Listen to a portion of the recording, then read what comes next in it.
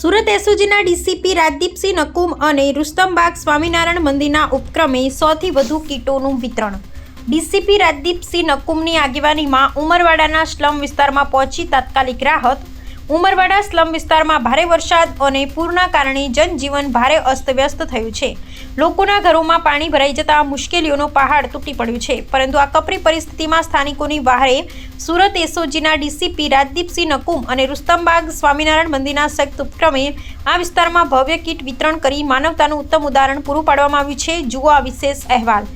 એસઓજીના DCP Rajdeepsinh Nakum તેમજ સ્વામિનારાયણ મંદિરના આ વિશેષ સેવા યજ્ઞ અંતર્ગત વિસ્તારના પૂર પ્રભાવિત અને જરૂરિયાતમંદ પરિવારોને 1000થી વધુ જીવન જરૂરી ચીજવસ્તુઓની કીટનું વિતરણ કરવામાં આવ્યું, જ્યારે કાયદો અને વ્યવસ્થા જાળવતી ખાખીના ઉચ્ચ અધિકારીઓ પોતે મેદાને ઉતરી અને ધાર્મિક રાજકીય સંસ્થાઓ સાથે ખભેથી ખભા મિલાવે છે, ત્યારે સમાજમાં સુરક્ષા અને સેવાનો સાચો સંદેશ પહોંચે છે।